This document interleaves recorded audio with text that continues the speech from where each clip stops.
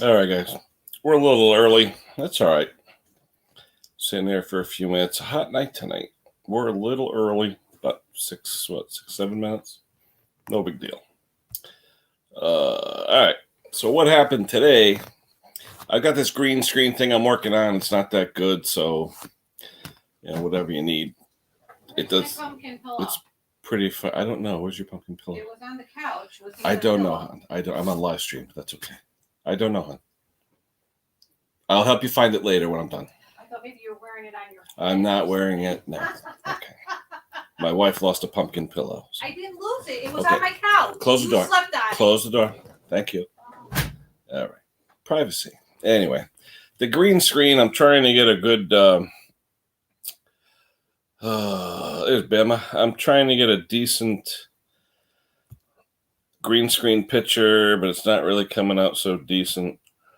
But I need to order a nice green background. The background I have is like transparent. So I'm playing here. I'll show you. I'm playing with the fader.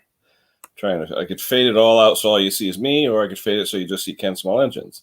But I want to get a happy medium where you see my face or you see the logo, or I don't know.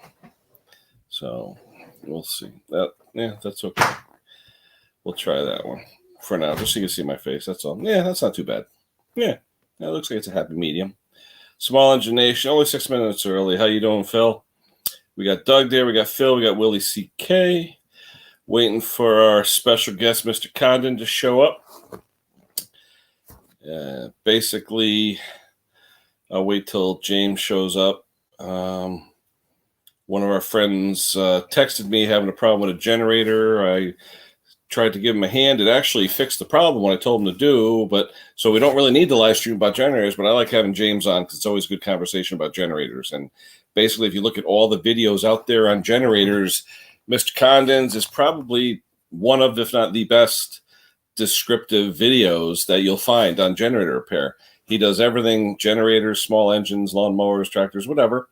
His link is further up in the chat. You'll see a link to his channel. I put that in there. Check him out. He's got a lot of subscribers, over 19,000, I believe. And also, just like I said, tons of videos, just tons of content, and a pleasure to watch his videos. So try hooking up with Mr. Condon on YouTube, and we'll see what's going on. Give him a couple more minutes. What time is it? Oh, yeah, still got about 2 or 3 more minutes. Uh-oh, there he is. James, touch your nose, buddy, so I know it's you. Hold on. I'm looking at your hand, I think. There you go. All right, pal. Hold on. All right. There you go. Welcome to the stream, my friend. Hey, good to be here. How you doing, Ken? Good, doing good. Yeah, like I was saying, if I'm trying this green screen thing, it's kind of funky, so don't worry about it. Anyhow, a good friend of mine, my friend, brother Craig Timmons, called me up or texted me maybe, I don't know, 3 or 4 hours ago, and he said, I've got a PowerMate generator. I think it's 5,000 watt with the Tecumseh 10 horsepower, which I'm very familiar with. I've actually worked on a bunch of those. And he said it's not making any power. Yeah. So, I thought of you first, and I was going to just have him look at some of your videos. But I said, wait a minute. I said, I know what to do because I've watched all your videos. And I said, wait, maybe I can help him. So I said, take the end bell off and let's see what we're talking about. Are we talking brushless, brushes, AVR, no AVR, condenser, diodes? I know the lingo now because of James Condon. So I said, let me see. So anyway, he takes off the panel with the outlets and stuff. And I said, I don't care about that. I said, that really doesn't have anything to do with it. I need to, where the harness goes in, the end bell, take that off. Let's see what's in there. So anyway, he takes that off and he sends me a picture. And because of your videos, James, I noticed he's got those diode studs. There's like one on each side. Yeah. Okay. Yeah. Rectifier diodes. And I go, aha. And one of them, the wire fell off. And I was like, now he had a wasp nest in there. He had all kinds of stuff. And I said to him, well, number one, put that back on. But then I suggested, I said, is it brush or brushless? He said, there's brushes. I said, well, you could try reflashing the field. And I told him a little 12-volt trick. So about maybe 20 minutes later, he sends me a video don't know if I have it. Let me see if I have it on here.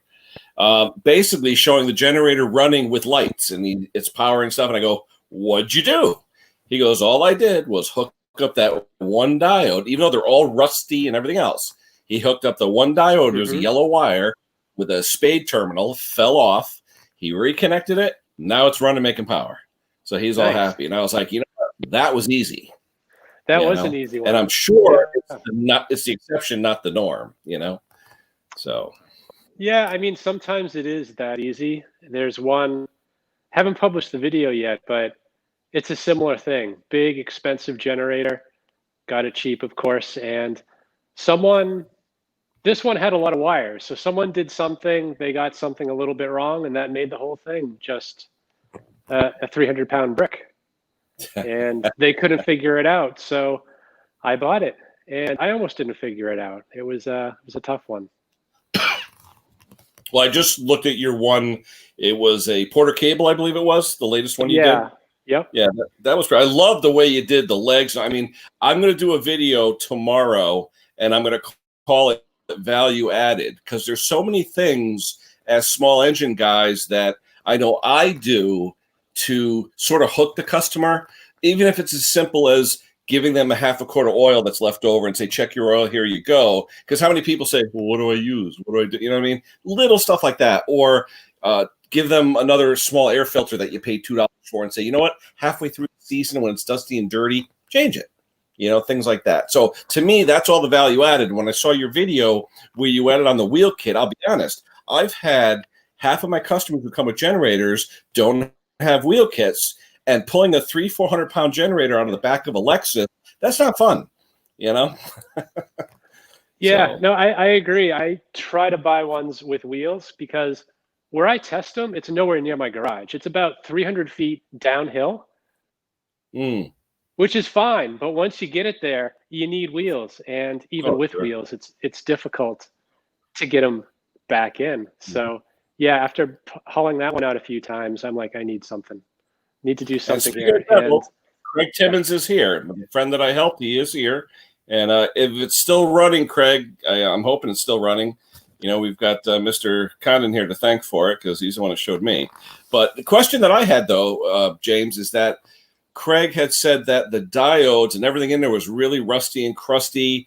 Did those diodes go bad because of corrosion or anything? Does he have to change those? Or, I mean, it's running and it's making power, 124 volts. Does he need to change anything? Yeah, I mean, if the problem was the wire falling off the connector, that was it, right? It wasn't because anything broke. That's what he's telling me. I don't know what I don't know what his board looks like, but a lot of times they're covered in some sort of a protective coating. I don't know if that's the case with his, but those power mates, they are difficult to get parts for. So if there's any question, he would probably be best to get that part now. It's probably $10, $20 and keep it on the shelf. I think he said 15 if I'm not mistaken. Yeah. Because that could be a problem. I've run into issues before. Like I had a Generac, beautiful generator. It was 25 years old. And that same board you're describing, they stopped making. And without that, granted, if you're good at electronics and you can make your own board and somehow fit it in there, you could do it. But a lot of people wouldn't know where to begin on that. I see we got Mick's mowers here. Mick's must be working because it's about 3 in the morning in the UK. Yeah, no kidding. He must be fixing a rail somewhere. Let me put out the link. Yeah, he must be on the rails. Because I don't know if you knew, James, Mick, that's his job. He fixes rails in England for the train system. So that's what he does. I didn't know that. Yeah. Sometimes you'll see him come on when he's in a tunnel or something. He puts on looks like a stormtrooper outfit with fresh air and all that. And, he joins us sometimes in the chats at night. But 5 hours difference. So 9 o'clock, it's 2 a.m. over there. So, I also want to introduce, there's a not new to YouTube, but new to us, Andrew's Small Engine Repair. He contacted me the other day, saw one of my videos, and he had just started putting out some videos. I think he has 5 or 6. He's been on YouTube for a few years, a number of years, probably 5, 6 years. But he just started putting out videos, asked if he could join the stream. And I told him, I said, hey, come on up. I said, once we get comfortable with someone in a chat and we know them, we let them up. We still have moderators and things and people to check to make sure there's no trolls and things. But, we're always looking to find new friends that are into the small engines. And, hey, we could all learn from everybody, no matter who we talk to. Yeah, absolutely. Hey, Boneyard, how's it going, buddy? Here's another New Yorker, James, but he's in Long Island. Oh, yes. A lot of generators for sale on Long Island, but they're too far. I'm not going to Long Island. Hey, Timmy Freeman, how you doing, buddy? Now, you were saying, James, what do you got, about 7 or 8 of them laying around still because of just the way the season's going? Yeah, I mean, I cleared out pretty much everything in mid-August when we had that tropical storm, but I've replenished. So, yeah, I have about 8 currently sitting around. Oh. Hey, Doug, touch your nose, buddy, so I know it's you. There we go. I didn't say pick your nose. I just said touch it. So. What is it? Hey. Oh. How you doing, Doug? Good evening, my friend. How are you? Thanks. Doing good. Good. I don't know what size generator it is. I'm fixing to get it in sometime this week. Yeah. But it does have a Honda 7 or 8 horse on it. I know just by plugging it in, you could see if it works or not. You know what I mean? What now, if there's any major problems, what should I go for first? Hold on a minute. Let me pull it up. That's a loaded question. Yeah, when you say major problems, you're talking on the electric side or the engine side?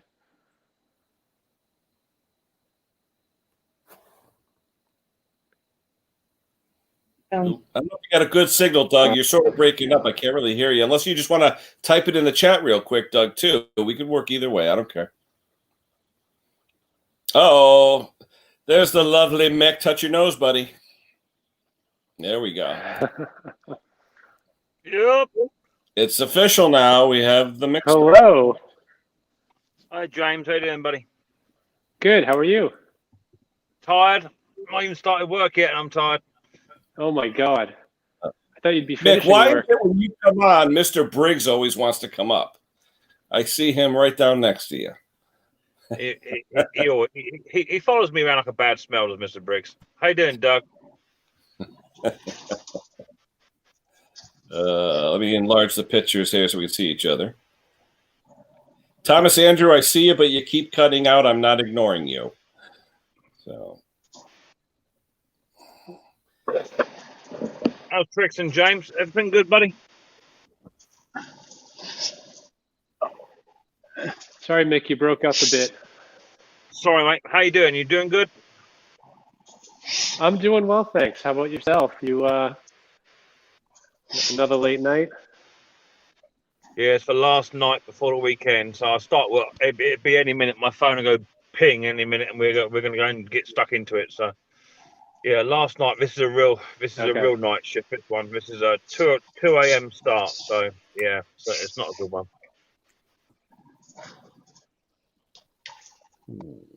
Yep. You're the Energizer Bunny. Why are you so dark, Scotty? Can't even see you. Because I'm hammering down. because he has to work in darkness because he's so ugly. That's why. Well, I figured it might have been reflection. Yeah. You know?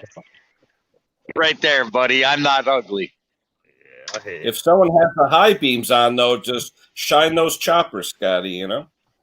He's got some choppers. Yeah.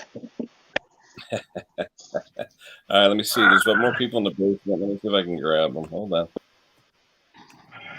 Who else? Hold on. We got Phil there. Phil, touch your nose, buddy. Okay, here comes Phil. Hold on. There's Phil. And Thomas, touch your nose, buddy. Yes, We got time. racking and stacking tonight. All right, now we got a full house. We got all 6. That's all I'm allowed by law. So everyone, like I said, I started this stream because my buddy Craig Timmons had a generator that wasn't putting out anything, and thankfully it only turned out to be a wire that fell off a diode. But the thing is, these diodes don't look like diodes. They look like panel fasteners or something, like inline or like bulkhead fuse holders or something. You know, they don't even look like diodes, but that's what it was. He connected it, boom, he's got lights. So, you know, something stupid. I learned it from James's videos. Watch James's videos on generators if you want to learn. One thing, James, I said I did learn from your videos, the difference between brushless, brushes, AVR versus capacitor versus diode. There are those differences that I never knew about. Yeah, I mean, in general, they're all the same concept. It's just how is it getting power to the rotor and how stable is that power? And there's some generators that are very overly engineered, but in essence, that's how they all work. Mm-hmm. And it's always a stupid fix, isn't it? It's always something stupid that's just going to hang you up. It's always the last thing you check and the least thing you expect it is. Yeah, I agree. There was one I worked on recently. I haven't published the video yet, but I was ready to part it out and finally realized someone before me did something really stupid. And on the gen part? Yeah, it was a Generac generator. It was one of their pricier models, about $2,500. Wow. And I mean, if you've ever opened one of these up, I mean, it's just a spaghetti of wires. And someone had moved 2 wires where they shouldn't be, and that was enough to completely kill the whole thing. I mean, not permanently, but it wouldn't power up. That's what we call the fiddle fairies, right?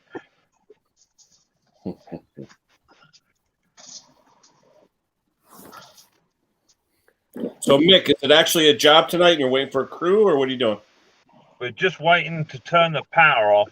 The power last night it's 0210 here, so last night we got it 0213. So yeah, just waiting to turn the electricity off and my phone will go beep, and that's it. I'll be out like Batman into the dark. And what do you got? About 3-4 hours to complete your job before the first train? No, not at all. First train up in the morning is 4 a.m. So I've got about an hour and a half work time. That's it. What type of track problem is it this time? I've got a cyclic top fault tonight. So there's a series of 3 bumps in the track, and they reckon on the 4th bump, the train at a certain speed, when it hits the first bump, starts to build momentum, and the bouncing on the 4th one, there's a very high risk for train to come off. So, wow, yeah, like a harmonic, yeah. Yeah, wow. exactly that. So it's my job to at least break the first cycle. So I haven't got a great deal to do, but I'll be lifting about 170 mil tonight. Now, how did they get that data, Mick? Did somebody ride the rail with a computer and say, hey, this data just came up, we better look at it, or what? Exactly that. We have a train running around called HSTRC, High Speed Track Recording Coach. So effectively, it's just a normal train with just built-on sensors, and it does exactly that. It just spits out information of where the bad bits are, and then it drops an email to the local manager to say put a speed restriction on that bit of line. They put it on, and they call my train out to go and put it right. Wow, cool. Yeah. Years ago, they had to do it by ear and feel, right? They didn't have any of that stuff. Brother, I've been on it 20 years, and we used to lay down on our bellies and either rail by eye and get jacks out and run it out by hand jacks. Interesting. Oh yeah, not a lot to do tonight. About an hour and a half work time. Should get it done. So, and then off for the weekend. I'm off to go and pick up 4 mowers tomorrow, or this morning. 4 mowers that just bought from eBay. So all good. Nice. So Phil, what do you got cooking, buddy? In the shop, I got a 5-horse Tecumseh generator that has been sitting with old gas in it, so I'm guessing a flush out of the fuel system, change the fuel filter, and clean the carb, and hopefully that's it. And then we'll test it. Small water. After that, I just got a log splitter with I think it's a 10-horse Briggs. I'm not too sure, but I'll have to look into it. Anyways, the fuel tank is rusted, and I'm probably going to replace the fuel tank because I've had no luck trying to use that, rest stop or the what is that stuff called that you put in the tank and just let it sit. I think Bruce Pender did a video on that where you there's 3 or 4 different brands. Yeah. I think. Right, and that just I know I've never. I've been laying around. This stuff, Evaporust? Evaporust, that's one of them. Yeah. I love it. I mean, it worked great for me. I've used it a lot in the past. It worked great for me, but only for a few times. After you use it a few times, it doesn't. I shouldn't say it doesn't work, but it stains. It stains the tank pretty badly. Yeah. And just get a big bag of nuts and bolts and put it in the washer for about an hour and just let it rattle its head off for a little while. It'll soon clear it out. That'll do it. James, you had mentioned that you use Tractor Supply cleaner. Is that straight out of the bottle, or do you mix it with water? I'm sorry, which cleaner are we talking about? The one for the stuff from, is it Harbor Freight? Yeah, that's it's concentrate. I don't use it straight. I mix it with water. So what's ratio though? I just pour it in until I get that right color. You eyeball I don't measure it. Yeah, I don't measure it. But it almost looks like urine. I mean, really. Right? Yeah. Someone thought it was Mountain Dew. Yeah. Okay. Mr. Clean. Okay. They sell it at Dollar General. Yeah. It sounds like everybody who's tried that likes it. How expensive is that stuff, James? Like $4 or $5 a gallon? I don't remember the exact price. I'd say it's no more than $10, and if you bring a coupon, it's probably $8. So it's very cheap, and you can clean a lot of carburetors with it. Mm-hmm.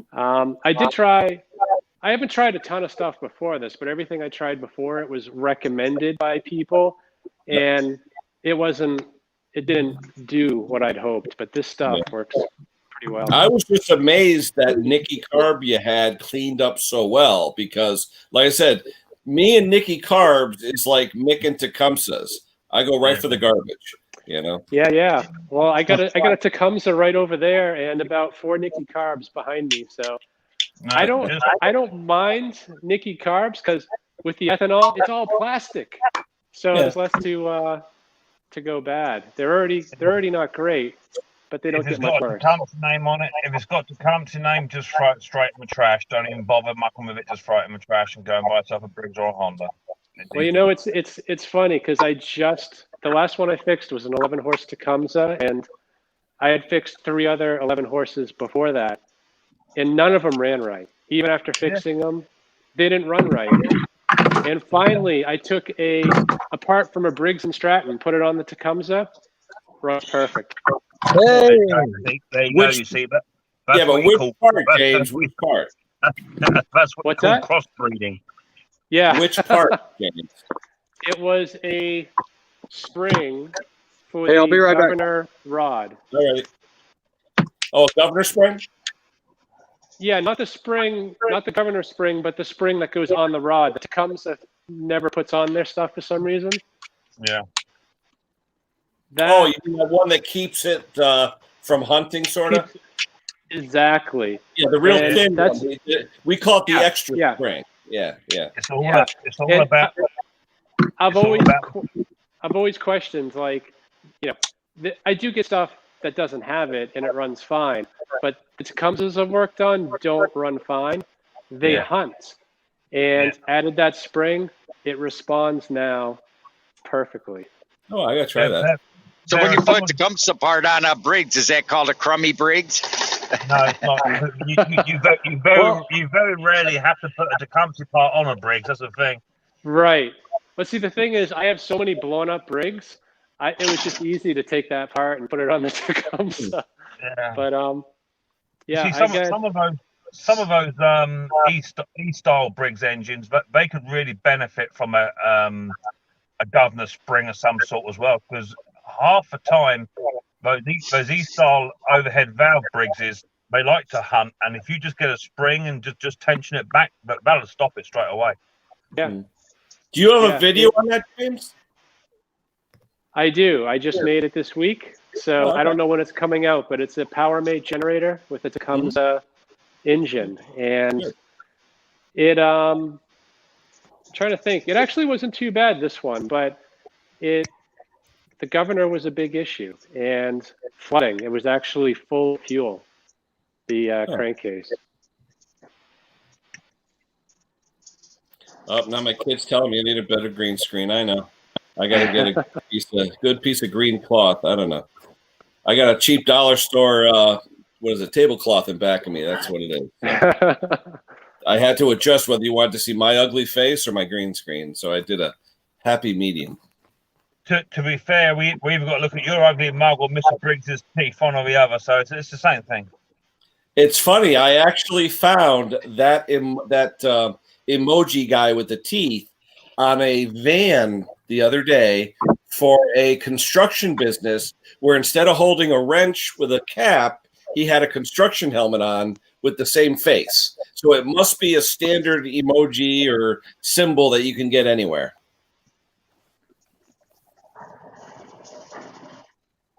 Oh, we're running late tonight. Yeah, but Mick, does that mean you may have to cancel or what?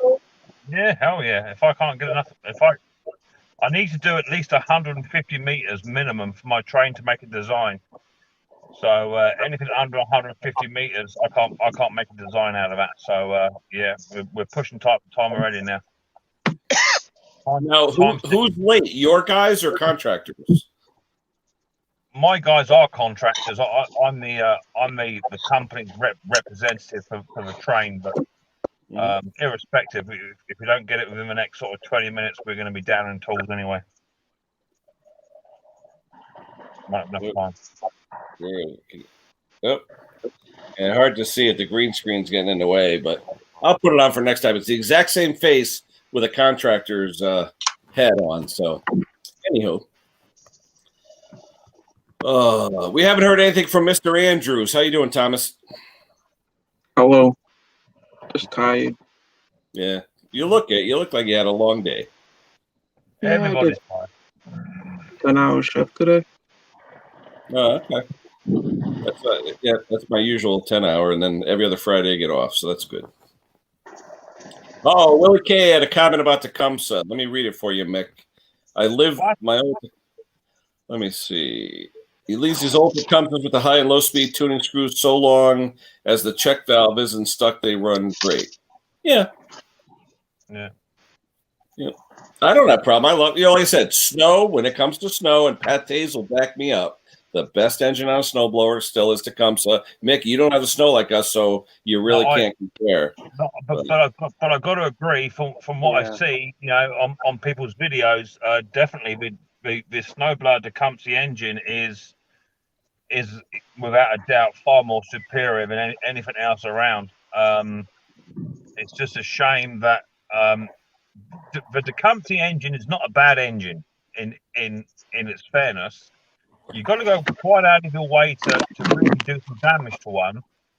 To me, on the push mower and self-propelled mower side of it, the bulk of the issue is the priming and the fuel supply part of it. That side, had the company just figured out something a little bit better, they should have stuck to horizontals, not verticals. Yeah, exactly that. It's just a poor priming assembly.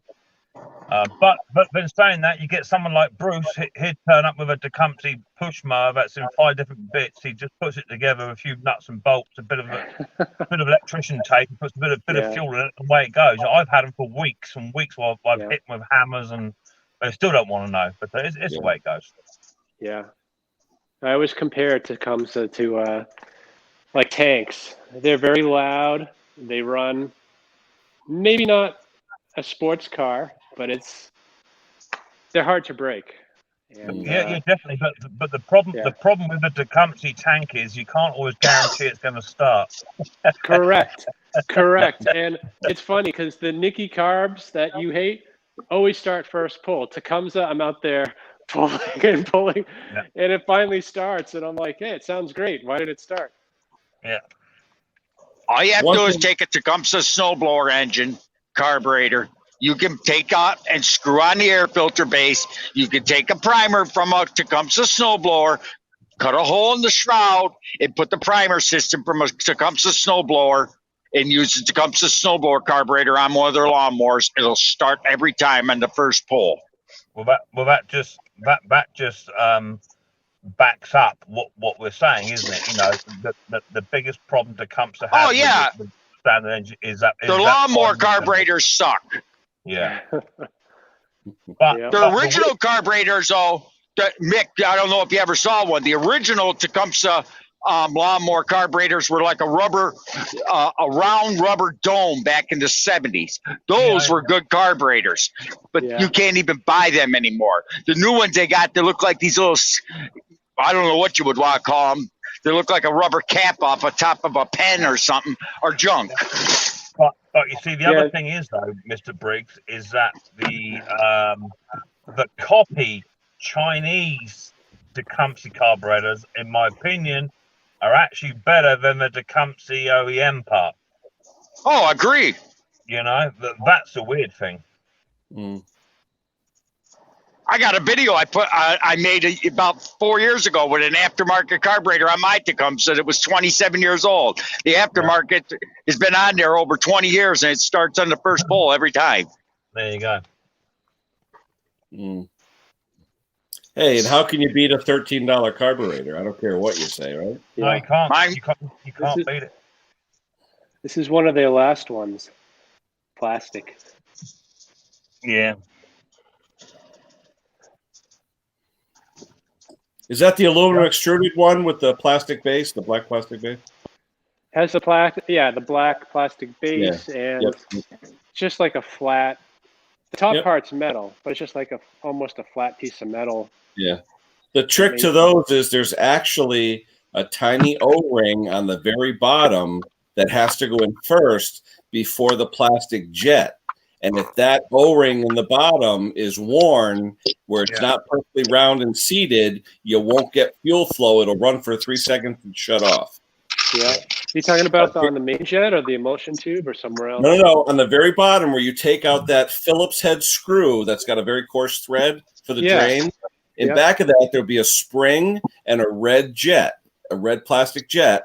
Okay. And then in front of that is a teeny O-ring. That O-ring will fall on its side and cut off fuel flow to the emulsion tube in the main jet. Interesting. So when you take that apart, there is a black, it's the same O-ring used on the emulsion tubes, that little number, I think it's a number 3, the little teeny O-rings that are in there, you know?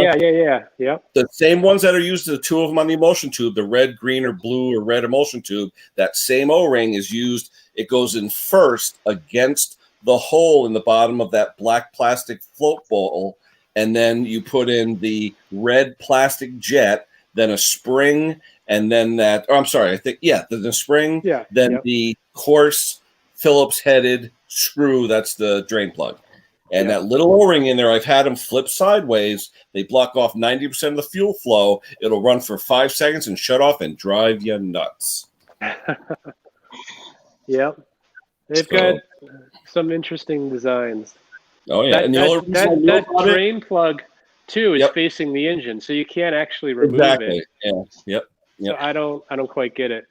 Yeah, that's just a weird design. You got that big extrusion, and there's nothing there, you know, and then this bowl with this big square gasket inside with this like teardrop shaped looking gasket. It's just weird. Yeah, and it's just like 4 teeny holes in the middle after that huge gasket. It's Pate's got it right here. Vector, with the vector motors. Yep, that's what they are. VLV Tecumseh. They weren't ever any good at verticals. I'll tell you that. Yeah, I'll vouch for that. Oh, right, I'm gonna go, Ken. Did you hear that ping? That's me. I heard it. All right, baby. Have a safe flight, Nick. Talk to you soon. Thanks, Nick. It's good to meet you. You too, James. Take it easy, money. Bye bye. So I have here a generator with a vertical engine Tecumseh. Wait a minute. Let me see if I can get the picture of it. Hold on. Enduro. Oh, yeah, the Enduro they use on the mini bikes and stuff. Yeah, you can't really. There you go. Oh, yeah. Yeah. Oh, yeah. It almost looks like a pressure washer, but it's a generator head, right? Yeah, it's a very different setup. It's literally like a tractor engine, and the generator's down below. Yep. How many watt? 7,500 Oh, continuous. that's a weird gas tank. Holy cow. Vertical gas tank. Yeah, and actually, I thought it was plastic when I got it, so I didn't even check it. Brought it home, and it's a metal it's like tank. a jerry can. Yeah. Yeah. Oh, wow. That's pretty cool. Is that something for you or just for flipping? No, I've been looking for one that I want to keep, and I haven't found it yet. But what's your criterion, James? Is it performance, quietness? What's your criterion for something that you want? It used to be quiet because my neighbor Mm-hmm. had issues with power equipment, which is funny because that was even before I fixed power equipment. So I went out and purposely bought an inverter generator, like a really quiet machine. Well, and inverters are cleaner too, Yeah. though, right? For computers and stuff. Yeah. Yeah, I mean it's cleaner power. It's a lot more fuel efficient because it can actually slow down the engine. Mm-hmm. And I mean actually too, and a lot of times when you have a big storm, you can have fuel shortages. And if you're running a traditional generator screaming at 3,600 RPM, you're going to burn through your gas. Yeah. Pretty quick. So I like the inverter, but there's a lot of technology in there that can go wrong. And, I want to get something more powerful. I have a well. I need a decent amount of power to turn the well on to get water. Sure. And the inverter can barely do that. So what's your minimum? For now, 10,000 or something? What would be your minimum, though? Sorry. Bless you. Oh, again, no COVID. No COVID allowed on the street. No. Not yet. The inverter one is 6,500 surge, so it's kind of on the low side to do a well. I shut everything else off before I turn that well on. But I ended up, for now, I've been keeping that rigid one, the one that I put the fuel pump on. Yep. It's basically a new condition. I mean, it's mint. I don't necessarily like the machine, but it's a good backup if I need it, or if someone brings theirs back and says this thing's a piece of crap. I'll give them, a good one or a better one. How often, though, would your well start and stop where it would tax it like that? More often than I'd like, because I have you got a big storage tank? I have an osmosis filter, which is like constantly kind of drawing water through it. So it'll discharge it pretty quickly. And the well also has like a water conditioner and a softener and a pH thing. So all those things are backwashing periodically, and it just takes all the pressure away within a couple hours. Wow. Unfortunately. We used to call, and I don't have well, but I have neighbors in where I used to live that had wells that would call the Culligan man, and the guy would come out and replace salt and this and that, and it was just a nightmare. It is, yeah. I have bags of salt I never put in there, but it doesn't work too well without the salt. Yeah. I'll have to do that. You got one of those neighbors, if you start a lawnmower for 10 o'clock in the morning or run it past 5, they complain, huh? Well, yeah. Thankfully, my neighbor moved. I think I drove him out of the neighborhood, but he always came over at me screaming because I power washed my driveway. I mean, he was threatening me. He was threatening to kill my animals. He was threatening all these things. James, how close do you live? I'm literally 15 feet on either side of me is another house. I mean, we're pretty close. He's very close to my driveway. So up until recently, you never saw me starting a generator in my driveway. It was always in the back, actually in the dogs area. That's where the dogs poop. You probably see dog poop on the ground. And it's not exactly convenient, but it was on the other side of the house and you couldn't hear it. So that's where I would always start my stuff. But yeah, he's gone now. He was about 100 feet away. Yeah. And there was one time after Hurricane, I think it was Irene. It was a few years ago, but you know, everyone in the neighborhood had their generator running. We were without power for about 5 days. First night, he comes over. We're all sitting down eating dinner. Knocks on the door. I figured he, you know, wants to run an extension cord or something because he's the only guy that doesn't have a generator. And instead, he just starts yelling and screaming about the noise. So that was kind of my first introduction to him. I'm like, all right, I don't know what to do, but I fix all my neighbors' stuff for free, so I'm usually pretty good with the neighbors. Yeah, well, all my other neighbors love me. I've fixed some of their stuff. I've fixed their power washers, their generators, their chainsaws. But this guy didn't have it. He didn't like me, so he wouldn't have given me anything. But the funny thing is, I don't know if you saw that video with the Yamaha generator. Yeah, yep, the blue one, yeah. Yeah, I bought that from someone just down the street. And when I went to go pick it up, he's like, yeah, this used to be my friend's. He lives right here. Where do you live? And I'm like, I think that was my neighbor, the one that hated me. I'm like, I'm buying this generator. I'm like, if he ever sees this, I hate to see. Imagine what he'll do. But it was a nice generator. A little neglected though. I had a neighbor like that once that would complain if you started the snowblower too early. I mean, I have to go to work. When I used to be a mailman, I had to have in the morning. The plow would plow me in. I'm starting my snowblower at 2:00 in the morning, clear out the end of my driveway. They called, and I was allowed to because I had a federal job, and I had a neighbor complain like that, and I said, you know, you're gonna hate me even more when I go home from work. And I kept my word. On the way up home from work, I got out of work early that day. I stopped by the muffler shop, hadn't put a glass pack on. Nice. It's funny. Yeah, I had a Chevy S10. It's funny you mentioned that because I had the same thought. Like after a couple run-ins with him, I plow my driveway at 5 a.m, and his bedroom window is probably 50 feet away from like the closest part of the driveway, and I'm just waiting. I was just waiting for something bad to happen. I'm just, you know, clearing my driveway, like, you know, is this guy gonna come out behind me and hit me, shoot me? I don't know. Oh, when I had an S10 like Ken's. Had equipment. Sorry, what was that, Ken? I said when I first moved in here 30 years ago, nobody had any snow equipment except for one guy with an old tractor and a plow. Everybody else shoveled. And we had some good snow over the years, you know. And then when I started doing small engines in 2000, that was, you know, 20 years ago, I would always have something working on when there was a snowstorm. So I always, you know, was able to use it. And I would end up helping everybody else, either with my tractor with a plow or with a snowblower. And now it's weird. 30 years later, the original people are dead. They're long gone. We are like the old people now in our neighborhood. And every single house on our block has a snowblower.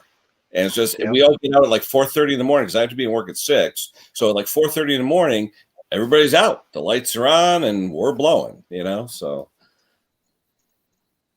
Because most of the guys around here work in the city. You know this, James. They work in the city, so they have to leave at 4:30 to catch the train or whatever to get into the city. So they want it done by the time they, you know, have to leave for work. Yeah, no, definitely. I mean, it's a long commute. Not so much recently, but that won't last. Hopefully. We just had this week half of the people that were able to work at home. We called it Team A. About probably close to 2,000 people come back, and they were shocked at the way the plant looked because everything's moved around. I mean, in the cafeteria, there's like stuff on the ground. The ground's painted. We're step here, stand here. Don't do this. Don't do that. It was just such a shock. They moved desks. They moved conference rooms. Took out chairs. Put spacers between people's partitions and Lex stand, and it just totally changed the whole building in the past. We have 8,000 people in our facility, and more than half got to stay home because they were salaried people with laptops and were able to, do their work from home. But now that they're coming back, it's a shock to them. It really is. Yeah. Yeah. No, there's been a lot of, I want to say people have been pretty good about doing the right thing, but the last few weeks, it just seems like people are getting fatigued. Yeah. You see a lot of people going back, a lot of people not following best practices, and our state went up to 3% down. now. We have 3%. It's the highest it's been in 2 months. So yeah, all the numbers are going up. I went to actually a Cub Scout meeting with my kids the other day, and half the scouts weren't wearing anything. There was a soccer game going on with adults, 30 adults. No one was wearing anything. I went into a restaurant to pick up some stuff. Of course, no one's wearing anything because they're eating. Yeah. And this is all on the same day. And I'm like, okay, yeah, the numbers are going to get bad again pretty soon, like really bad. That's a problem they had in our town a few weeks ago. A sporting event, an after-school sporting event, after it was all said and done, 2 days later, 3 or 4 of the children tested positive. So there was probably 600-700 people at this sporting event. So how do you alert all those people and get them tested? I mean, it was a nightmare. Yeah. It's it'll be interesting winter. Hopefully they come up with something soon. The only thing that's going to suck is I really love Thanksgiving. It's one of my favorite holidays, and we're not having it this year with the family because everyone's afraid. We got a lot of older people, and we're afraid, and it just, man, that sucks. I look forward to Thanksgiving every year. Yeah, no, same here. I haven't let my parents visit, and I shouldn't say no Halloween this year, but it's not the same. I mean, usually I take the RV, bring the kids to a campsite, make it a super extended fun weekend, and we've canceled obviously all that stuff. You doing, Giddy? Yeah, we're decorated like crazy outside, and my daughter, she just moved out a few months ago, loves Halloween, but she moved into like a luxury condo where the only thing you could do is like put a sign on your front door. So she brought all her decorations over to my house, and my house is all, which is fun, but we're just wondering, are there going to be kids? Because there's tons of kids in our neighborhood, a lot of young kids, young people, and we're like, well, do we like put it under something and leave it outside, or we don't know. We don't know what to do. Yeah. And we bought all the candy. My wife went crazy and bought 20 bags of candy like we always. We usually have 100 to 120 kids. Okay, so my wife will make 120 bags of candy, staple them so they're sealed with pre-packaged candies inside. And we have 2 big like tubs, like you have like Dunkin' for apples, full of candy bags. And last year we only had maybe 60, 70 kids, and we're saying this year probably gonna be nothing. Yeah. Well, that's gonna suck, but it is what it is. Tim Palmer, good evening. But we'll see. So, what's on the agenda for the next few days, James? Anything else coming in your shop? Yeah, but it's hopelessly broken. I actually went up to your area, I think, the other day. What town? Torrington. No, that's way up north. That's all Route 8. That's way up. I thought you were in that area. No. If you take Route 8, I am technically off Route 8, but I'm exit 11 off of Route 8. You're going up to like exit 48 if you're like up that way. Yeah, I'm exit 11. Difference. Yeah, big difference. Yep. That another blown up rigs. I've done quite a few blown up rigs videos recently. But what was the equipment though? Was it like a generator or was it just an engine or what? Yeah, no, they're all the storm responder generators. This one actually I'm suspicious of because I did a Briggs recently. It was a Briggs Elite Series. I don't know if you're familiar with those. Are those the gray ones or is that the Defender? It had like a red tank, but it did have gray as well. Yeah. I've seen it. Yep. So I've never worked on one of those before, and was kind of surprised to see the engine. I don't know if you've ever noticed that before, but the one that looks like a Honda with offset. Yeah, I mean, it's a China clone engine. Yeah, it has like an EX390 carburetor on it. Yeah, it's a Chanda. Yeah.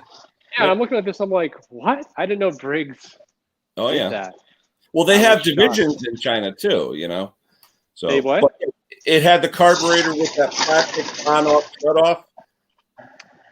It had. I don't think it had that, but it had like the fuel solenoid. It was like the standard. With the green, China clone plastic wire thing on the bottom. Exactly. Yeah, I hate those. Where you got to take off 2 Phillips head screws to get to it. Yeah, something. And like you can that. never get to them, so you got to use studs to take the carburetor off or whatever. Yeah, I actually bought one of those once, and the guy was like, "They made it so you couldn't service it." He actually thought it was a sealed unit, and you just could never open it. Yep. But yeah, it's like it's similar to one of these. Oh yeah, there's that stupid green connector that I hate. Yeah. Yeah, and the Phillips screw, the one Phillips screw that's always toward the engine, so you can't reach it with a screwdriver. But the tip I have for that, James, use JIS screwdrivers or bits. The JIS screwdrivers or bits will not strip in those screws. Yes, I do need to get some more tools.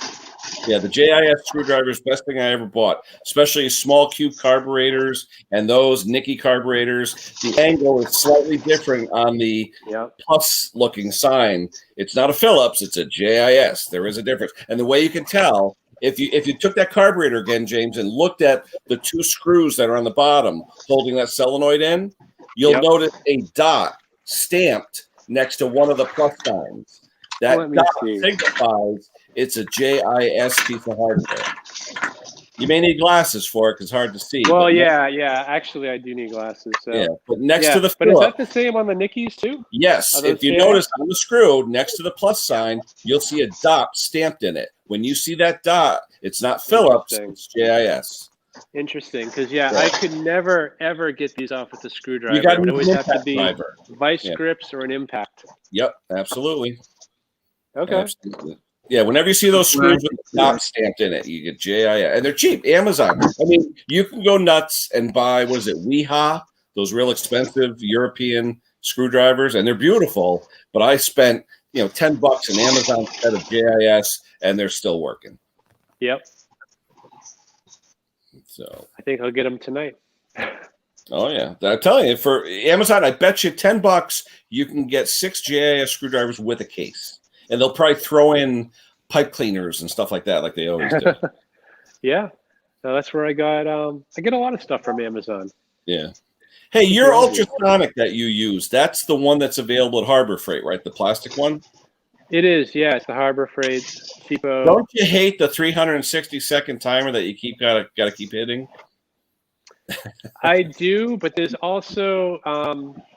It's a cheap ultrasonic. You're not supposed to exceed, I think, 10 minutes constant duty time over you'll melt half an hour or an hour. Yeah, exactly. So I push it pretty hard. I've actually bought that way back in the beginning before I did much engine work. And I keep expecting it to die, and it never dies. I want to buy a slightly more capable unit where you can just run the thing for half an hour or an hour and not think about it.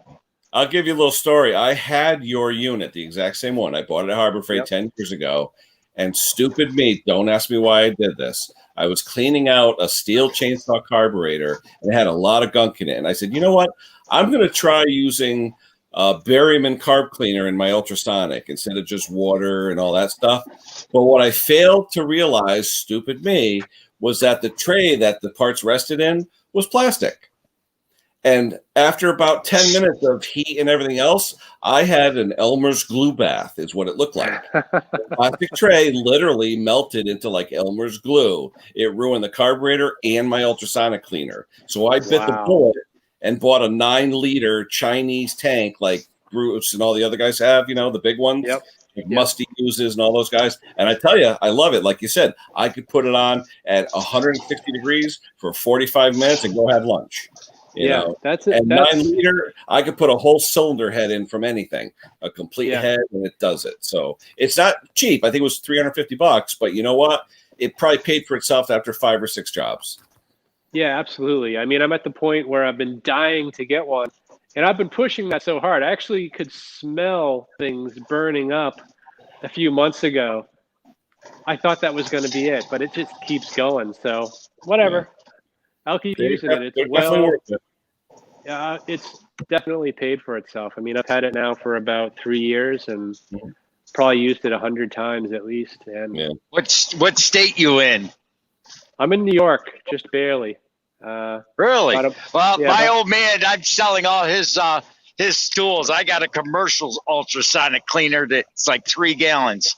Well, like a Branson or a Crest or one of those? Oh my God.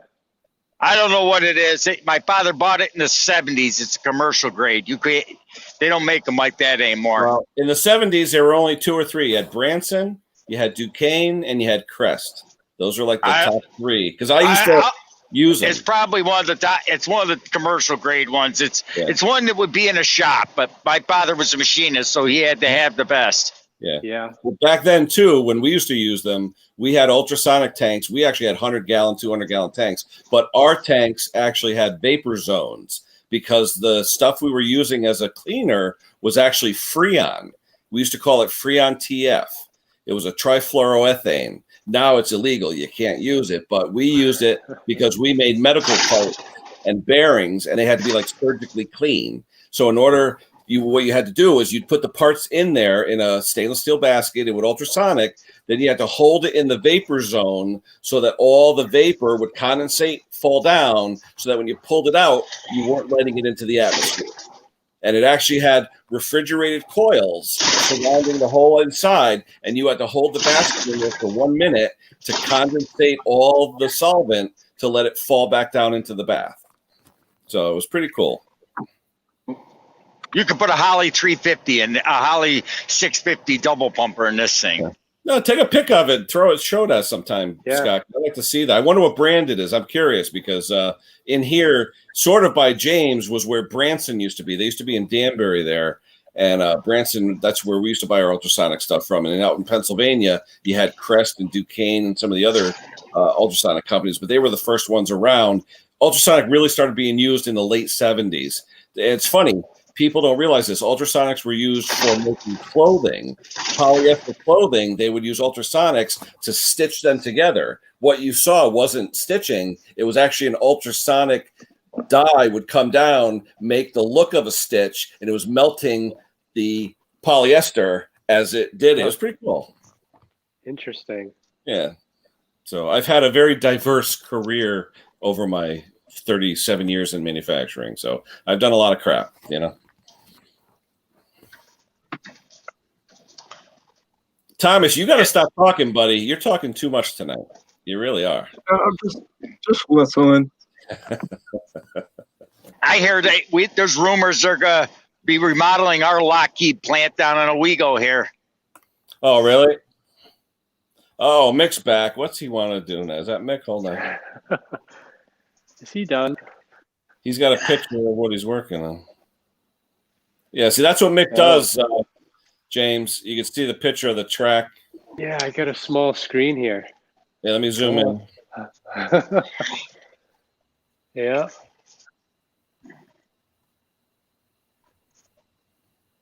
Yeah, he muted himself because it's probably too loud out there. But, yep, that's Mick's equipment, it looks like, where they take the rail. You can see they're going along, they're measuring, they're pulling up, they're tamping ballast, they're putting back down, all in one shot.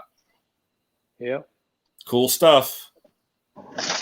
Yep, grab the rail, grab the ballast, grab the, cool stuff. And it's all done automatically. Mick is just along for the ride. There he is. There's Mick. Is that Mick? Then who has the phone? That's Mick. Oh, yeah, that's right. Who has the phone? It must be one of there. Yeah, you're right. You're right. I forgot. He's the supervisor, so he's outside. Yep. Cool, though. Definitely cool. But like he said, the first train leaves around 4:40 or so in the morning. He's got to be done by that time. Yeah. So And he said he's got to do at least 150 meters or something to make it worthwhile. So, but really, I think he said the equipment's made, if I'm not mistaken, like Netherlands or somewhere out that way. But pretty cool stuff and not cheap, I'll tell you that. But the thing is, the gauge of their railroad isn't the same gauge as ours, so it can't be swapped out. There he is. Very good, Mick. Good show. We liked watching that. That was pretty cool. You were saying about the gauge? Yeah, the gauge, I believe, Mick can correct me, but the gauge out here, the width between rails, is narrower in Europe than it is here. But Mick was saying, too, a lot of the older rails in England and Europe and out there even have their own different gauges. So a lot of the equipment he uses can't be used on a lot of the older rails because it'll hit the sides of the stations or platforms or things like that. So a lot of different things going on in Europe with the different rails. Interesting. You back on, Mick? Yeah. Yep, I can hear you now. Yep. That was pretty cool. I like that. Enjoyed it. Yeah. Yeah. Europe has a very good rail system, and she's a badass machine. That one. Yeah. Let's see. We'll go back. There's no. All right, we're back. Yeah. Let's see. I was saying, like the Northeast U.S. has a good rail system, but the rest is just. Well, it was funny where we have a plant in Bridgeport too, and all the trains are right there. And one of the Acellas went by me the other day, and I'm saying to myself, they're letting that stupid Acela do 100 miles an hour on the tracks in my area because our tracks suck, And I don't want to be going 100 miles an hour on the track that we have because I wouldn't trust it. Our track literally was made in the 1800s. I mean, P.T. Barnum laid all the rails because he's from Bridgeport, Connecticut, P.T. Barnum.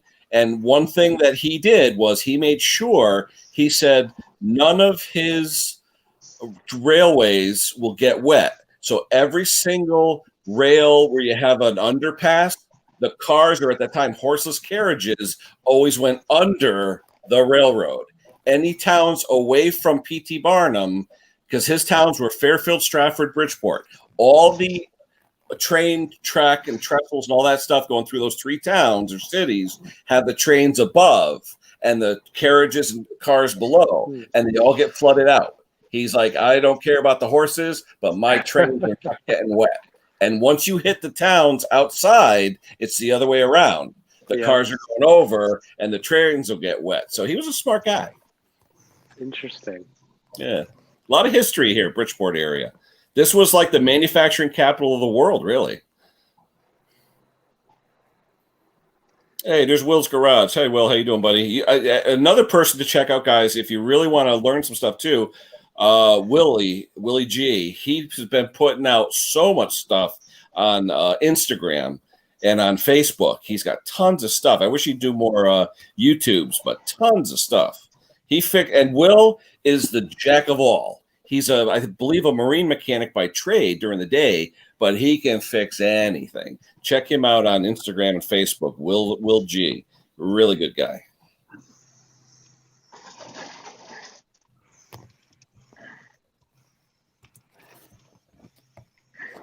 Let's see. So what else is up for you, Mick? The job done, or you still got to do some more? Oh, I've got a little while to go yet.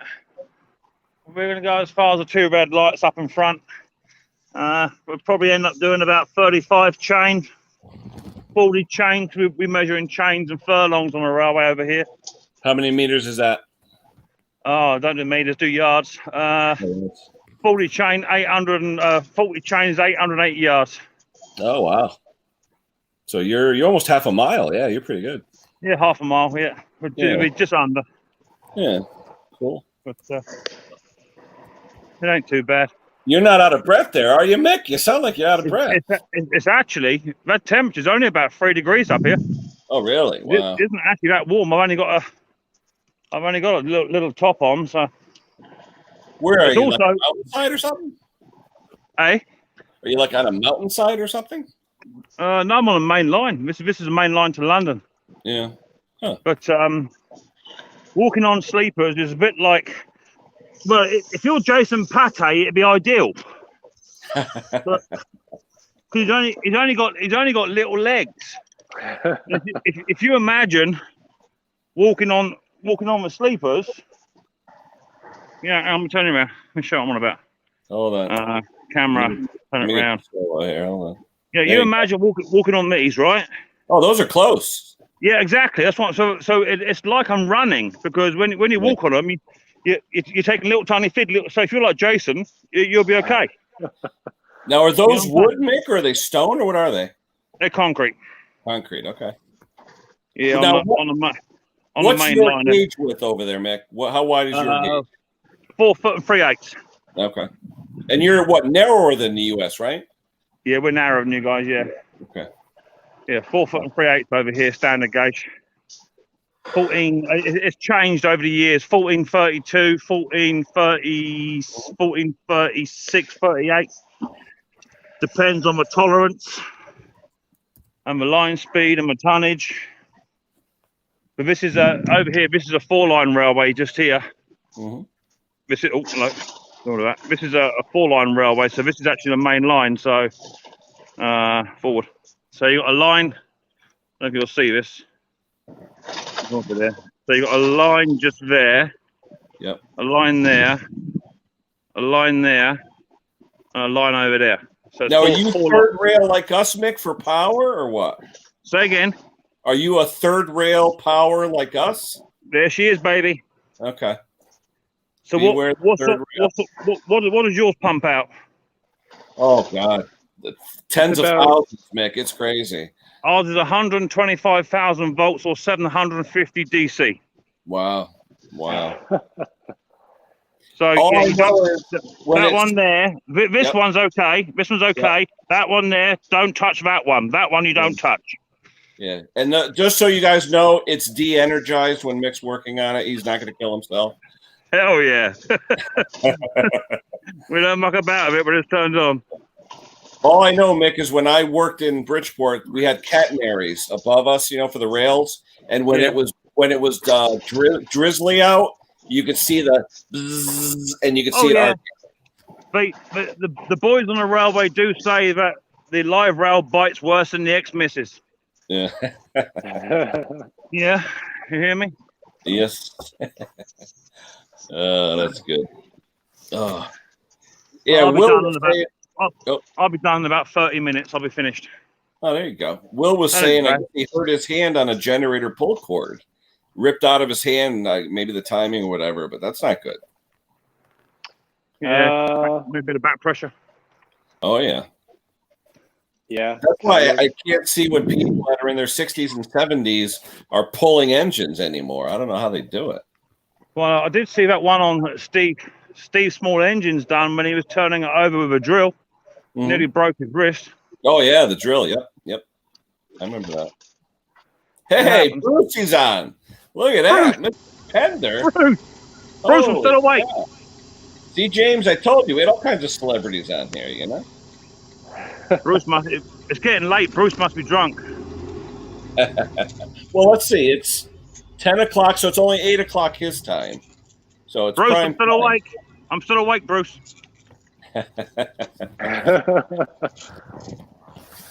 Oh, James, I must say, I was watching your video, and who was the guy that said you were one of the top 5 small engine guys ever? Someone I'm terrible with names. I'm terrible, but I know the comment you're talking about. Yeah, I saw that, and I go, oh, boy, that's really good. Yeah, it's good and it's bad. I enjoy doing this, but that puts a lot of pressure on. Well, you got a lot of subs. You've got what, over 19,000, right? Yeah, I'm at 19,000. Yeah, wow. Killing it. I'm still trying to get 1,000. Yeah. It's funny. I mean, I last November I had 700. Really? So, yeah. Have you pumped out that many videos though? Is that what it is? One a week, just one a week. Okay. I've got 1 good subscriber and 4,500 haters. It's funny you mentioned that because there's so many negative comments, and it's sometimes it's discouraging. Like I just want to say, forget it. Forget it. Oh yeah. Oh, trust me, James. I've got broad shoulders. Trust me. Yeah, it's Every not too time many, Nick but goes on, every once in a while you get a comment that just really sinks in and just. Mick, though, when he goes on live, he'll say, "Oh, not there yet, guys. The 3 haters aren't here yet." And once he gets his 3 haters, boom, there you go. Yeah. And you know what, though, James? You know what it means? It means they're watching. Yeah. I agree. Comments are good. Go ahead. Go on. No, go on. Go ahead. No, I'm saying comments are good, whether they're good or bad. As long as there's not too many bad, like you said, there's people watching, there's people excited enough to comment, and mostly good. But the way I see it is that YouTube is full of experts, and the biggest experts are generally the ones who have no content on their channel. Yeah, I completely agree. Like, people will make comments like, "You're doing it the wrong way." It's like, then please tell me the right way. Tell me the right way. I want to know.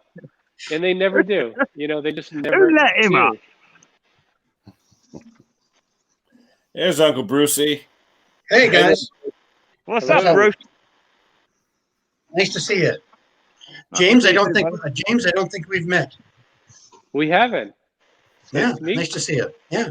You too. Good stuff. Thank you. You too. Yeah, what are you guys doing up in the middle of the night? It's 8 o'clock out here in the frickin' Arctic. 10 some o'clock. Some of us are working, Bruce. We're not retired yet. I know. You have my deepest sympathy. Now, with the railroad, shouldn't you be able to pull the pin in 4 or 5 years or so, Mick? Oh no, you're only 40. You're only 42. Sorry, you got another. About another 10. About another 10 I'm working on. 10 to 13. To be 42 again. Oh my God. 55 is kind of the day if you work for a big company. And you happen to live long enough without having a heart attack because you work for the big company, then you can go around 55 to 60 up here. I was going to say, I'll be 57 next week, Bruce. So does that mean I should go to my boss and say, give me a golden handshake? Well, you should. Screwing on helicopter blades has got to be painful. Have you tried chasing trains? That's even worse. No. or when the trains chase you. Yeah, well, I've worked on bus bars, Mick, that have 5,000 amps to 10,000 amps. So you're right there with it, buddy. You know what it's all about, right? I do. I hear our bus bars humming every day. One hand in your pocket at all times. Yeah. Don't give it a ground. Exactly. We had a bad batch of waterproof trousers about 5 years ago. No, it's not funny, Bruce. From the inside or the outside? But what it was, the hem on the heel of a trouser used to fray. So what was happening? You didn't know. You had like an 8-inch nylon trail behind you on both feet. So as you stepped over the juice rail, it joined the two up, and you got this little tiny welcoming sort of voice to say, "Hello, still on." Oh God! I'm sorry I made a joke about that. Oh yeah, it's like being hit with a shovel. Mm-hmm. Well, my father was a lineman for 40 years, and he said a pinhole in one of his gloves could have killed him. Oh yeah, hell yeah, same one here. Yeah. DC, I mean, AC is not too bad. If you have a train. If you have a section of track, let's say 5 miles long, and we have a substation and then a track parallel hut in between each sub, which converts AC to DC, and keeps traction current in parallel. If there's not a train within that 5 mile section, and you touch the live rail in DC mode, it'll pick you up and throw you. But if there's a train on in section and they're pulling on the current, then you go the other way. You tend to get drawn onto it. Right. Yeah. Well, it was mandatory that all our tools were taped up with 2 layers of layers of tape, the rubber tape and then the friction, not electrician's tape, but a friction tape over top. Yep. The cloth tape. Yep. I All of remember our, that. Yeah, like hockey all of tape. all of ours has to be insulated fiberglass now. Yeah, I suppose. Well, back in the day, you just did your own, right? Yeah. We used to have the old tape stuff, but they brought in the standards to say that even if it was taped up, it used to carry a little bit of moisture with it and what have you, So you'd be a bit careful. But well, you like PPE's a lot better today, Mick. Yeah, it is. Yeah. We had to work on it hot because there's no way you could turn off communications to 50,000 people just because you're working. So we had to work on, but it was only 50 volts at 10,000 amps, right? So you could actually touch it with your hand and feel a tingle. You know how you put a 9-volt battery on your mouth, on your tongue? Yeah. That kind of thing. Oh, you feel a tingle. But if you happen to have a wet feet or sweaty hands or poorly maintained tools, electrolyte, you turned yourself into a French fry. So it was really, really interesting, actually. All the old telephone guys know exactly what I'm talking about. Oh yeah. So it's network telephone, not telephone in your house. The worst bit about this bit of track where I'm working now, Bruce, is if I turn my camera around, because we've got a set of points just here. Oh yeah. Set of points just there. Yeah. Right. So it's diverging. It's diverging over to the left. Well, that looks like that's a contactor. Contact. I don't even mean by we call them points over here. Okay. Same thing. Yeah, same thing. So the difference is if you were to touch, although this is all off, this rail here has got a different track circuit to this one here, because this one is a straight line, and then this one is a belly rail curving around to the left. Oh yeah. So that's two different track circuits there. So if I was to touch both of those, because they're joined up there, if I was to touch both of those, then that give you a little tiny reminder to say get off. So now you've got an alarm center that knows that you're out there, and you've got a certain period of time where you can diddle around until they want to get the trains going again, right? Exactly that. And do you know what that is there, Ken? What's that, Ken? Oh, that's what we talked about, right, Mick? That's your frog. Yeah, there's a frog. Yep. You call it a frog. We call it a crossing. Mm-hmm.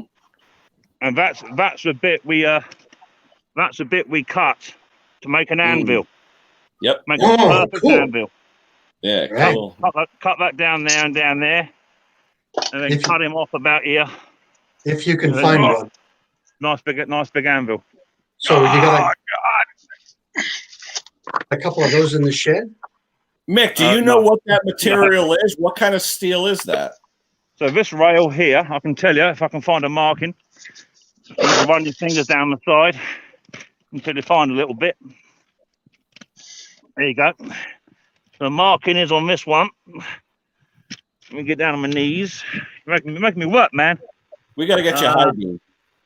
This is Tartar, so it's Italian. Tartar SC 1989 Sen 60. So this is Sen 60, which is just over 30 years old. It's just over Sen 60 is just over 140 pounds a foot. Yep. And it's Tartar rail, which is Italian. I can't believe that you can even touch that with it turned off, like without getting your fingers whacked by the boss. We have when we go out, you can't see it right up here in the distance. Yeah, red light. There's two yellow flashing lights. Okay. And two red flashing lights. And the yellow lights, someone will put a strap on this rail. Oh yes. To this rail. Oh, they grounded it under and onto that rail. Oh, so they're taking whatever residuals in there and using it for the lights? No. They grounded it for safety. Earthed it out. It's all earthed out, and even if a control room operator turns it back on, because it's all done remotely now. If it turns it back on, it will blow the straps and blow the breaker out again, and they're not allowed to recharge if it blows a breaker. Right. Of course. Hey, Tommy, can I throw you down for a minute? Cajun wants to come up. Sure. All right, hold on. Let's see. All we've got out here in the West is diesel. No Yeah, electric. we got some diesels. I'm sure you do. We've got diesels. In fact, Let's see. Hold on, Gabe. my old girl over there in the background, she's diesel. She's a smoker. Right. Hey, Cajun. Hey, Bruce, how you doing, mon ami? Ken, Good, Mick, good, sir. good What's to up, see brother? you again. Briggs, James. Got a question for y'all guys. Oh. I didn't want to kick nobody out. Oh, you don't pay for your StreamYard, huh, Ken? No, just a 6 right now. Hey, once okay. I get to 1,000 subs, I'll be different. But right now, I got to watch the pennies. Well, once you get to monetize, it's $25 a month, and then I'll It's pay not for bad. it. Yeah. I do my auctions a couple times a week. Not my auctions. I do it for somebody else, multi-channel. Anyway, beside the point. All right, how's everybody doing tonight? Everybody in chat? I got familiar names in here. I've got a Black Max Strimmer, weed eater, and it's a BM25 SS AC VNM. Okay, it's a Sam's or a Walmart, Sam's Club or Walmart. I'm having heck trying to find the head. I think it's a 1/4 inch coming out. It's a gear head, straight shaft gear head. I'm playing hell trying to find the replacement head. This one's, as you can see, shot. This goes up, screws 2. This is a left-handed screw also. Screws up against the washer on the gear head. These two tabs supposed to stick down to lock the bottom, and the spool in is missing. Cajun, put the number in the chat. If you put that number in the chat, we could take a look and put it in the comments, or even in the comments. Either way. Okay, let me do that. Put it in the comments. Yeah, I've looked at a few of the Black Max products too, and they're usually just rebranded from another company. Yeah, exactly. That's why if you have all the numbers, model, serial, whatever you got. The head's worth more than the trimmer. No, not quite. I'm sorry, but I had to say it. AC. AC. VNM. Speaking of trimmers, there it is. Have you ever worked on one? I think it was it used 2-stroke fuel, but it had valve. Oh yeah, no, what they call the 4-mix. It's a hybrid. Even the steels, they have valves, but it's still 2-stroke fuel. Yeah, never taken one of those apart, and someone was throwing one out. They're pretty cool. You got to change oil in them. They got an oil pan and all that stuff, and you got to adjust the valves once a year because the steel 4-mix every year. If you don't adjust them, they won't run right. Yep. Yeah, I was shocked. Troy built makes those. But I must tell you, James, I don't like them though. I don't like the style of them, and they run at 10,000 RPM. I haven't seen one. Hey, you're used to a trimmer running at 12,000, 13,000 RPM. They run at about 6,700 though. So it's just a weird sound. Sounds like a NASCAR. So it's a 4-cycle then. It's not a 2-stroke. No, I think right? I call them a hybrid. Yeah, it's a 4-cycle using the 2-mix, but they still have.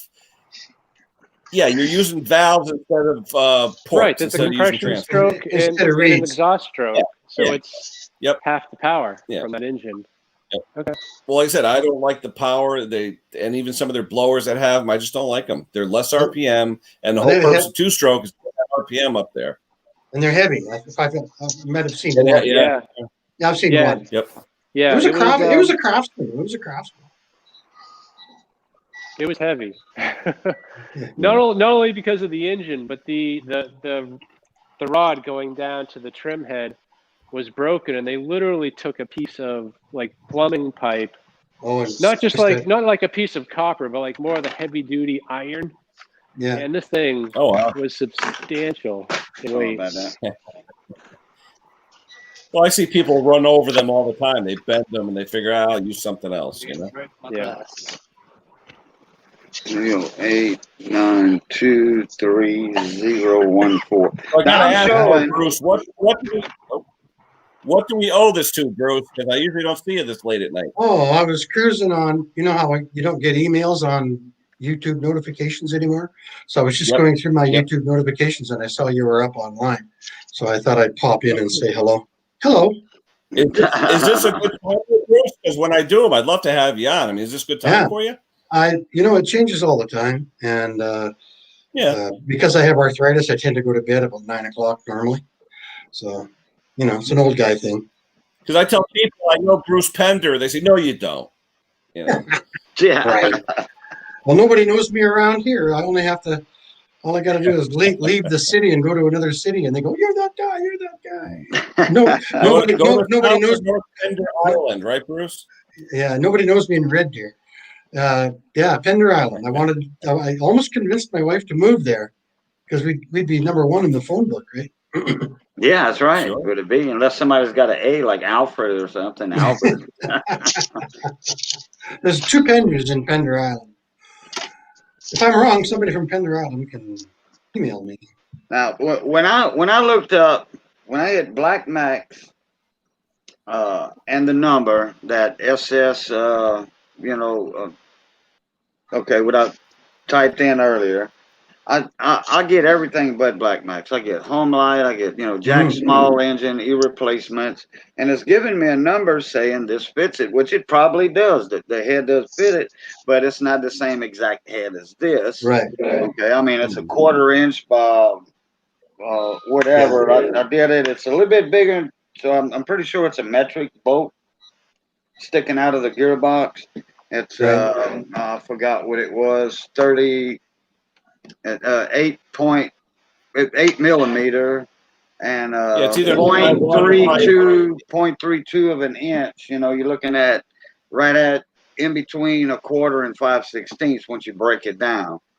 But I'm getting that 308-923014 number, and it doesn't say if it's a 1/4 inch, 5/16 or 8 millimeter or what. But I was just wondering if anybody else is.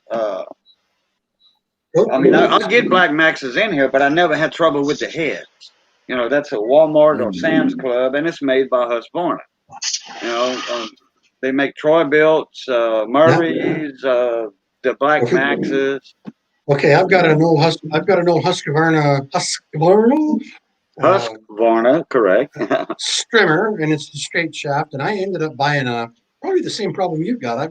Ended up buying a generic one from the dealer at Husqvarna because they didn't have it. Right. I put a generic one on there. Now, a little deeper. Yeah, a little deeper. What gets me, this one's made in Vietnam. Well, that not made in China, not in Japan. It's made in Vietnam. So they got Black Max that I looked at engine looks like an MTD. Everything on it looks like an MTD. Yeah, which Husqvarna, AYP Husqvarna makes all of that.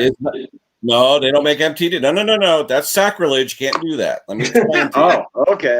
It's sacrilege. That's like saying Kohler and Briggs is Tecumseh. MTD is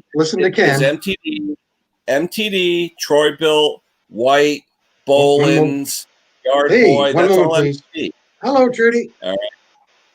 You're right there. Now, when you go AYP is Electrolux, AYP, Husqvarna, Poulon. That's all AYP. But this one here, that's Red Max, looks just like, identical to an MTD trimmer that I've worked on. So I would look at MTD heads to see if you could find, just type in MTD trimmer head and see if you find something that's similar to the one that you have, if it looks like it. Maybe you get lucky.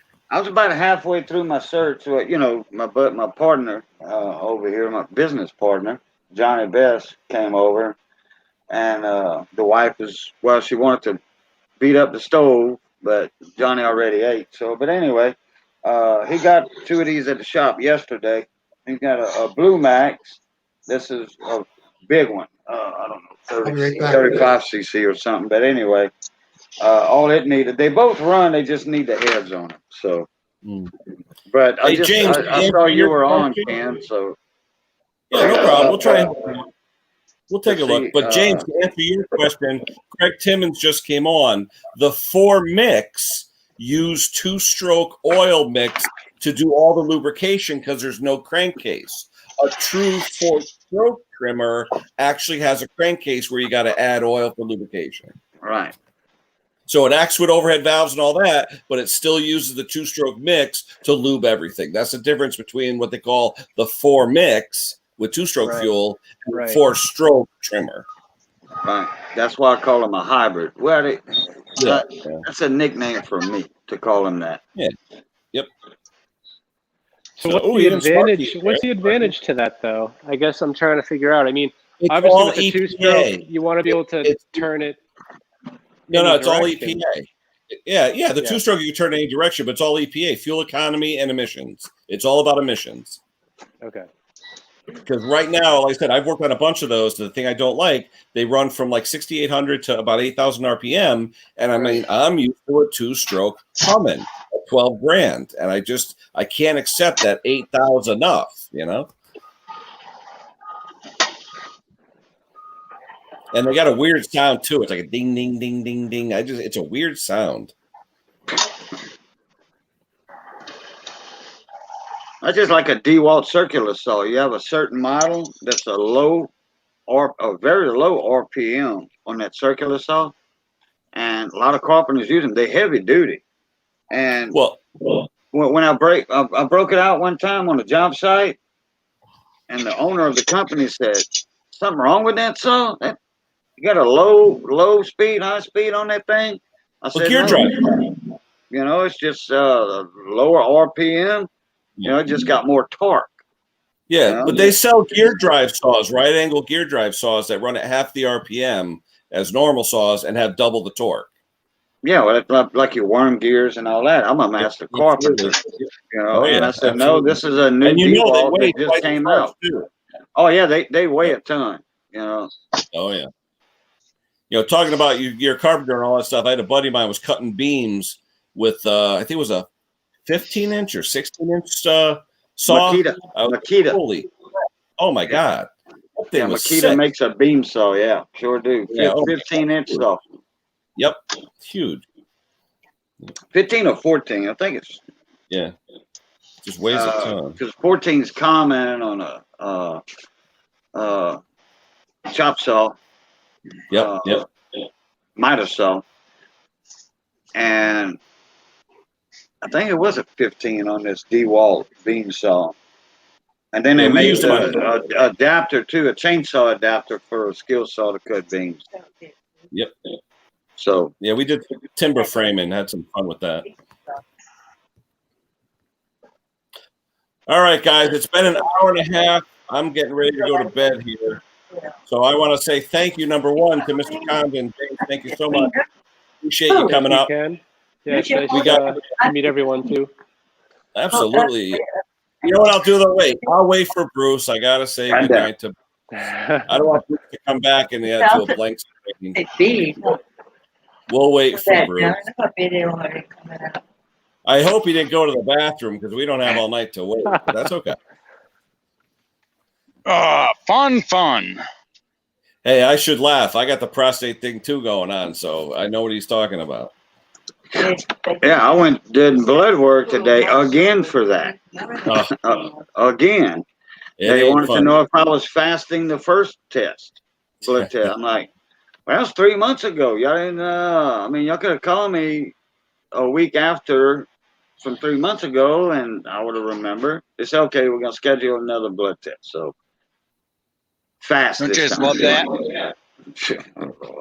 She said, hold on, a bee sting. I'm like, I didn't even feel a mosquito bite me. I give blood every month. I've been giving blood every month for the past year and a half, so I know what it's like. Johnny does that. He donates blood all the time.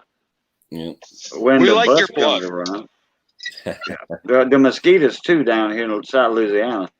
I was gonna say, yeah. Especially after these hurricanes, man. They were killing cattle out in the marsh, man. Wow. The mosquitoes, yeah, there were so many mosquitoes, and they were out there in the marsh already. I just don't know why it stirred them up that much. But cattle were falling down dead. Wow. You mean skeeters? Steers from skeeters. Yeah, skeeters were killing steers. Right, Ken, I'm off, buddy boy. My machine's about to finish now, so I'll catch you later on. Okay. All right, Nick. Take care. Thank you, buddy.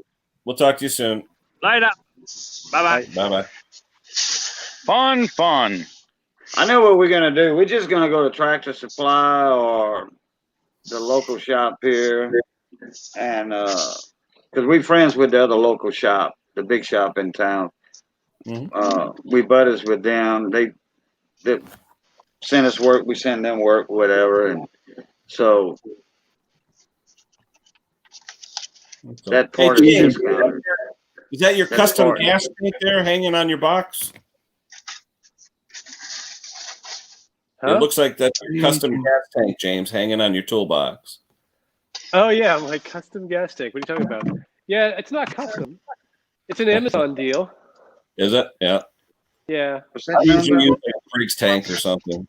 Let's see. Yeah, it's just a shop tank, test tank, whatever you want to call it, auxiliary You tank. just got to make sure it's vented. That's all, right? Yeah, actually, it's pretty good. I Covering mean, the that was the number. first thing I checked. It. Yep. I'm not sure how long it'll last. It's a cheap tank, but it vents. I know you've got a lot of comments about that thing in your videos. Yeah, a lot of people are interested in it. I mean, for the longest time, I just wanted to grab like a 2-liter empty bottle of soda and just stick a tap on it, and Sure. that'd be good enough. But Hey, I had a question for you, James, on your heaters that you use as your load bank. yeah. Is that something you had, or did you buy it when you started working on gensets? I mean, I had those, some of them anyway. And I had a few at work. I had a few at home. You know, I have a Winnebago, which I actually keep heated in the winter. So I have some of those oil heaters. So I got lots of electric heaters, but I really want to get something different, you know, where I can bring one device out and crank it up to 20,000 watts or, you know, whatever load I need. So well, I don't know if you watch Mikey, Small Engine Mechanic. He's Road King's buddy. He's got that load bank, and I looked that up on Amazon and not Amazon, eBay. Yeah, $8,000. I was like, yeah, I don't think so. Yeah. No, one of those little heaters I use is $20. So yeah, I was gonna say Mikey does it for a living. He does generators and all that for a living, so he needs a load bank. And I tell you, it's a gorgeous load bank, but my God, the cost. You know. Are you talking about Mike with 805, Mike? Yeah. Yep. Yeah. Small Mechanic with 805. He makes good money. He can afford that equipment. Well, that's his business. You know, he does all the commercial gen sets and all that stuff. Yeah. Right. I got to get down there because he's only about an hour north or hour south of me and James in Jersey there, so he's not that far away. So okay, yeah, I knew he was close. I didn't realize he was in Jersey. Yeah, they're in Jersey, sort of by Philly area, longitudinally. Oh, okay, yeah, that's they're not that far away. Yeah, look at this look at this big brand new truck. And they're trusting it to you? Yep, brand new, 2020. Dang. Okay. What'd you get, a new boss? No, I got tired of the freight shaker. What is it, Briggs? What do you got? It's an International. Nice. That don't look like the Transtar 4300 I used to own years ago. No, this is a big boy. Uh-huh. Well, that 4300 was a big boy. Had a 350 Cummins in it, but it was a 1978 model. Where are you hauling tonight, buddy? Same place I always go. I'm just at the dealer picking up the new truck. Yeah, nice. Very nice. But we're going to have it. He's got this truck. I'm going to have to tell him the next truck that comes in, I'm going to take. This truck's got a problem. What's the matter? Cajun. Oh, automatic. Ah. Oh. No skill required. No, that's bull butter. I hate automatic. Why we got to stand the one next. I want the truck next to it, the nice long nose next to it that we're getting. This one's ain't my style. I need I need that stick shift. Yeah, at least a 13-speed. My old one's an 18-speed. Oh, there you go, even better. What do they do, Scott? Lease them or do they buy them? Oh no, we own them. Yeah.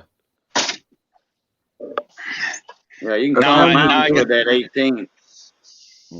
Adrian, I found your head. I was going to say, who's close to Bruce geographically? We may have to call 911. Ken. Yes, sir. I found the head he was looking for. Oh, did you? Post it, Tom. It's Can you on post eBay. it in the chat? Can you post a link in the chat, Tom? Hold on, Thomas. Wait a minute. I'll give you rights, Thomas. Hold on a minute. Oh, no, he can post a link in the private chat. Without having a blue wrench. Yeah. There you go. Okay. Yeah, just go up to the private chat, Thomas. Cool. Forgot about that. Anyone in the stream, in the live stream with me, can go to private chat up top, hit that, and only we can see it.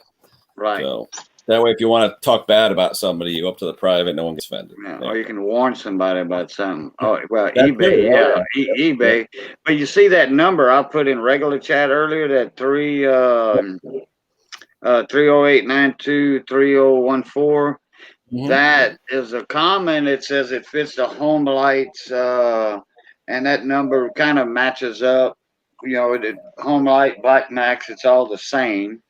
They say, you know, they say that their head assembly fits on this, but their head assembly is different than this. This is hanging off the gearbox with the long tab, 2 long tabs sticking down. The one they got, this, you know, this is the bottom, and this would have the hole in it right here for the button, the feed button. Yep. As long as it's that same nut that matches to this bolt sticking out this gearbox, which I could put any gearbox on this thing. I can take a Husky gearbox and put on this shaft, you know. So, but I was just wondering if y'all had any one of y'all had any head issues, trimmer head issues with the Black Maxes, because I've never had the head issues with the Black Max, just the engine part, and those are common. You know, that's like an hour later they out the door, you know. Actually, I don't let a weed eater go out the door in an hour, or a chainsaw. I always make sure once I redo a carb or whatever, because once they get cold, you got a little tiny adjustment, you know, and it don't take much. So, I keep. Sorry, I missed out on that, but I never give anything back to the owner until the next day. Yeah, let's stay in a real rush for it. Always. If they're panting, say, well, I don't know, you know, take it home and try it. Hey, if you know, if it doesn't run quite right, just bring it back and it's home light. But how many times you fix it on a Saturday? You go to bed. You wake up, they meet you at 8 o'clock in your driveway, and the darn thing don't start. Right. Yeah. Okay. Exactly. Do you have a number for that, Mr. Thomas Andrews? You said you found the head for this one. Do you have a number?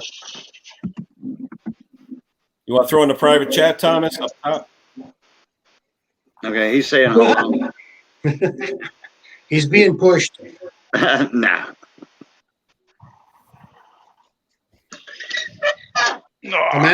Management just came home. I haven't seen her for a while. So. That's all right.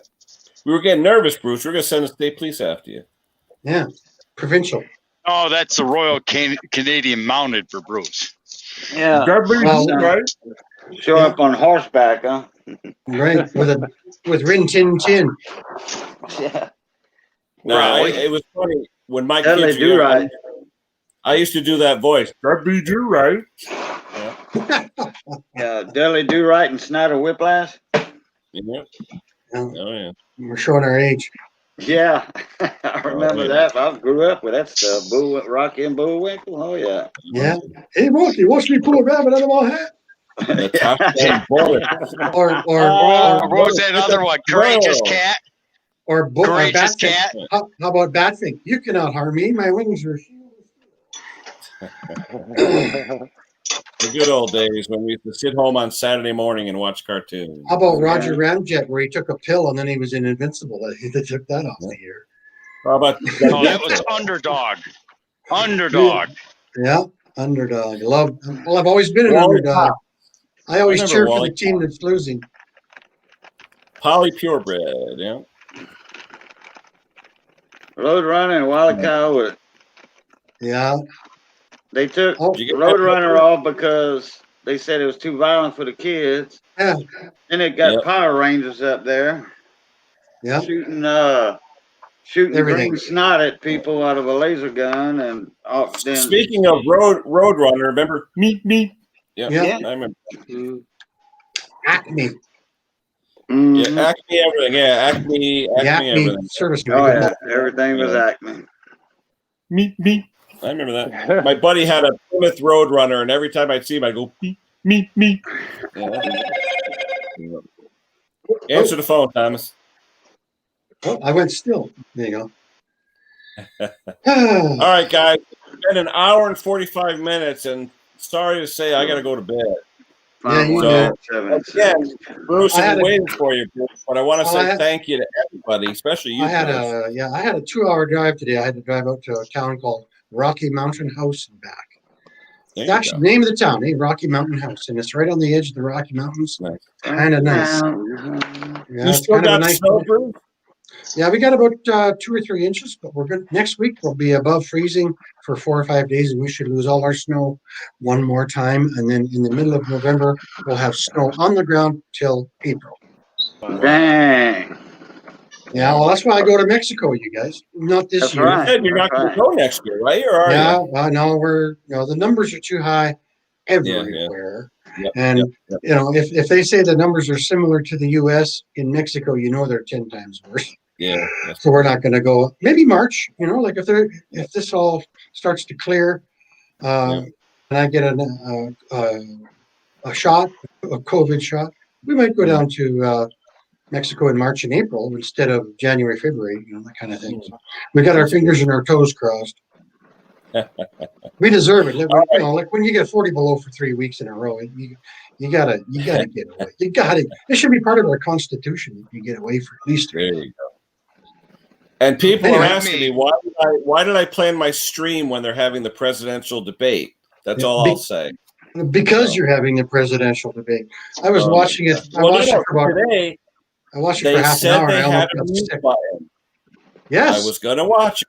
They said they had a mute button, but then I said, you know what? I'll watch the reruns. That's all. Yeah, well, you're going to see it in the news for the next 4 days.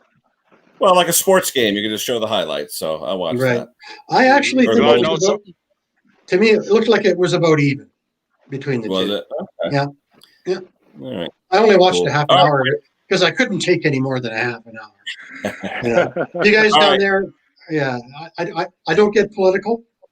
Up here, online, or down there, I don't. And some people do, and I actually understand both sides of it. My family are one side, and I'm the other. It'll definitely split up a family, that's for sure. Well, you know what? No, for me, having a mentally handicapped child changed my politics. Well, hey, Bruce, I'm the same way. I have a childhood cancer survivor. My youngest was diagnosed with stage 4B cancer at age 17. Yeah. She made it through. She's been clean now for almost 10 years. I mean, thank the Lord. And, but thinking about healthcare and all that stuff, it changed my mind on a lot of things, but I still have my conservative views. And I'm not going to discuss them, but. Right. No. Okay. So for me, I'm fiscally conservative, but I'm socially democratic. Yeah. Right? No, I think that we live in the richest countries on earth.